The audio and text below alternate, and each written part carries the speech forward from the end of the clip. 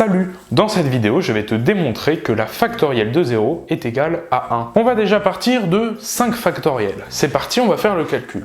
Alors 5 factoriels, tu connais, ça fait 5 x 4 x 3 x 2 x 1. 5 x 4 x 3 x 2 x 1, on fait le calcul, 5 x 4, 20, 20 x 3, 60, 60 x 2, 120, x 1, ça change rien, donc ça fait un total de 120. Partons maintenant sur 4 factoriels. 4 factoriels, et maintenant je vais l'écrire un petit peu en décalé, tu vas comprendre pourquoi. C'est égal donc à 4 x 3 x 2 x 1.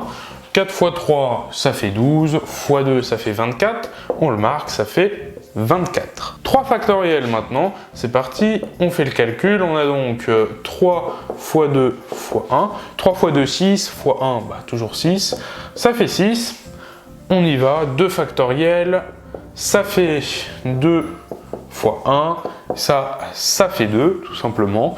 Maintenant, 1 factoriel, il ne nous reste plus que du 1 tout seul, et donc ça fait 1. Et donc regarde, à chaque étape, j'ai en fait enlevé un chiffre, celui qui était devant. Première étape, j'ai enlevé un 5, puis un 4, puis un 3, puis un 2.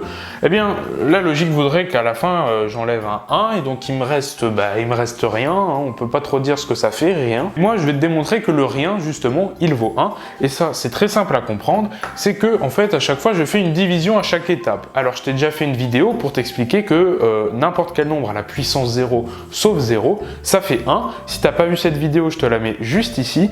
Mais en gros, c'est complètement le même principe. À chaque étape, on divise par un nombre. Pour passer de 5 factoriels à 4 factoriels, eh bien, j'ai enlevé cette multiplication-là, le x5. Et donc, pour enlever une multiplication, il faut diviser. Donc là, en l'occurrence, je divise par 5. Je le note ici.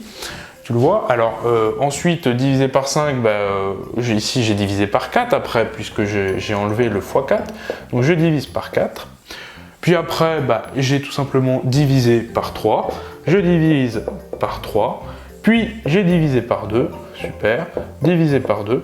Et maintenant, pour le 0 factoriel, qu'est-ce qu'il me reste à faire? 0 factoriel, c'est égal donc à 1 factoriel. Donc, c'est égal à 1. Divisé par 1. Voilà, tout simplement. Et 1 divisé par 1, c'est égal à 1. Voilà, donc tu vois que le rien, ce n'est pas 0. Le rien, c'est 1. Et ça a une explication très simple, puisque dans la multiplication, il y a ce qu'on appelle un élément neutre. L'élément neutre, c'est un élément qui ne change pas le nombre lorsqu'on l'utilise dans une certaine opération. Et l'élément neutre de la multiplication, c'est le 1. Je fais 15 fois 1, ça me laisse le 15. Si je fais moins 23,7 fois 1, ça me laisse moins 23,7. Et dans la multiplication, cet élément qui ne sert à rien, c'est le 1. C'est pour ça que faire une factorielle de 0, faire une factorielle de rien du tout, ça me donne l'élément neutre de la multiplication, c'est-à-dire 1, de la même façon que la puissance 0 de n'importe quel nombre, ça me redonne 1, c'est en fait la même logique. Alors maintenant, je te pose une petite question, parce que quand même, je t'ai fait la même chose avec les puissances 0, je suis parti dans les négatifs, puissance moins 1, puissance moins 2, pour que tu vois comment ça fonctionne.